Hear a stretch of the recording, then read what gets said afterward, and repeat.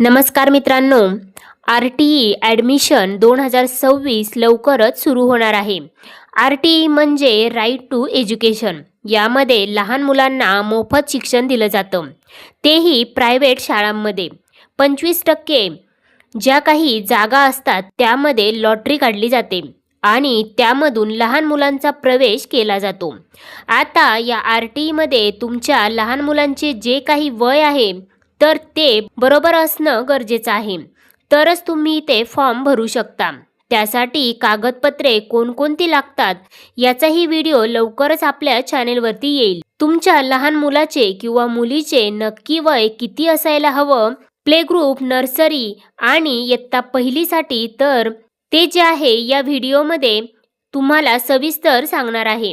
आणि आता तुमच्या मुलांचे वय कसं कॅल्क्युलेट करायचं ते सुद्धा सांगणार आहे. त्यामुळे व्हिडिओला नक्की शेवटपर्यंत पहा. चॅनेलवरती पहिल्यांदा आला असाल तर चॅनेलला सबस्क्राईब करून ठेवा. अशाच महत्त्वपूर्ण व्हिडिओज तुम्हाला इथे मिळत राहतात. चला तर व्हिडिओला सुरुवात करूया. तर मित्रांनो, RTEसाठी 18/9/2020 रोजीचा जो काही GR होता त्यामध्ये मानवीन जो दिनांक आहे तर तो 31 डिसेंबर करण्यात आलेला आहे. म्हणजे आता जे कमीत कमी वय आहे ते इथे पाहू शकता तुम्ही काय सांगितलं आहे. प्ले ग्रुप आणि नर्सरी म्हणजेच इयत्ता पहिली पूर्वीचा 3रा वर्ग यांच्यासाठी कमीत कमी 3 वर्ष प्लस वय असणं गरजेचं आहे. म्हणजेच 31 डिसेंबर 2026 पर्यंत 3 वर्षांपेक्षा जास्त वय असावं. आणि दुसरं म्हणजे इयत्ता पहिलीसाठी 6 वर्षांपेक्षा जास्त वय असणं गरजेचं आहे.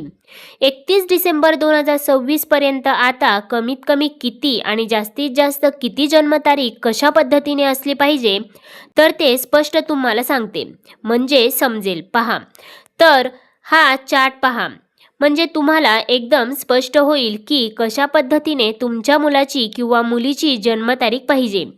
आता क्लास फर्स्ट म्हणजेच क्लास पहिलीसाठी जन्मतारीख जी आहे तर ती 1 जुलै 2019 ते 31 डिसेंबर 2020 यांच्यामध्ये असेल. तर इथे पहिलीसाठी तुम्ही फॉर्म भरू शकता. लक्षात ठेवा, परत एकदा चेक करा तुमची जन्मतारीख.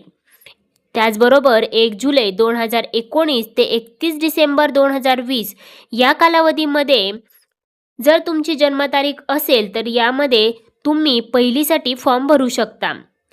तसेच सिनियर KGसाठी 1 जुलै 2020 ते 31 डिसेंबर 2021 यामध्ये जर तुमची जन्मतारीख येत असेल तर सिनियर KGसाठी तुम्ही फॉर्म भरू शकता.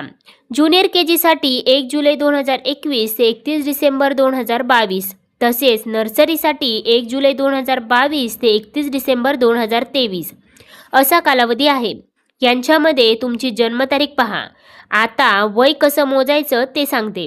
तुम्हाला इथे गुगलवरती यायचं आहे आणि गुगलवरती सर्च करायचं आहे एज कॅल्क्युलेटर. काय सर्च करायचं आहे तर एज कॅल्क्युलेटर. सर्च केल्यानंतर पहिलीच वेबसाईट येते. तिथे गेल्यानंतर जो काही डेट ऑफ बर्थ असेल जी तुमच्या लहान मुलाची किंवा मुलीची असेल तर ती इथे सिलेक्ट करायची आहे.